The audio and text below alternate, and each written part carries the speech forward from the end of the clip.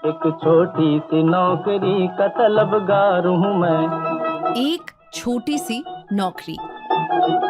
नमस्कार, रेडियो मणि 9 पर आपका बहुत बहुत स्वागत है। मैं हूं आपके साथ अभिषेक गुप्ता और अब समय हो चला है हमारे वीकली पॉडकास्ट एक छोटी सी नौकरी का तलबगार हूं मैं का। बीकॉम फाइनल ईयर में पढ़ रहे राजीव एक मेधावी छात्र हैं। किताबों के साथ साथ अखबार पढ़ना भी उनकी आदतों में शामिल है।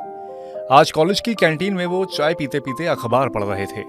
तभी उनके पास उनके दोस्त माधव आके बैठ गए।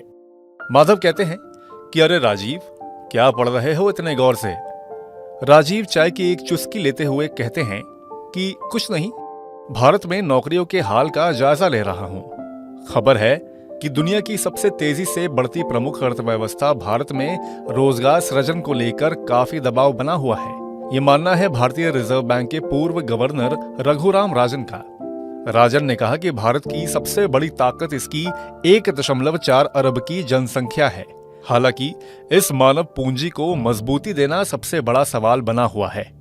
वहीं उन्होंने कहा कि अगर हम हाई स्कूल की अच्छी तरह पढ़ाई करने वाले युवाओं में से कुछ को व्यावसायिक प्रशिक्षण देते हैं तो अगले 1 साल में बहुत सारी नौकरियां पैदा हो सकती हैं और देश को रोजगार पैदा करने के लिए 10 साल का इंतजार नहीं करना पड़ेगा। तभी माधव कहते हैं कि अरे हाँ, इससे मिलती जुलती खबर तो मैं भी पढ़ रहा था। राजीव ने पूछा, ऐसा क्या, जरा मुझे भी बताओ। तो माधव ने बताया कि दुनिया भर में सुस्ती के बीच अगले 3 महीनों में भारत में सबसे ज्यादा रोजगार मिलने की उम्मीद है। 37% कंपनियों ने कहा है कि वे कर्मचारियों की संख्या बढ़ाएंगी। जानते हो, ये 2023 की तुलना में 5% ज्यादा है। तो राजीव ने इस पर पूछा कि ये जानकारी तुम्हें कहां से मिली? तब माधव कहते हैं कि पढ़ी तो मैंने न्यूज ही थी, जिसमें लिखा था कि अगले 3 महीने नौकरी खोजने वालों के लिए बेहतर रहने वाले हैं। मैन पावर एम्प्लॉयमेंट आउटलुक सर्वे के मुताबिक जनवरी से मार्च तक भारतीय कॉरपोरेट जगत में भर्तियों की संभावना वैश्विक स्तर पर सबसे ज्यादा है।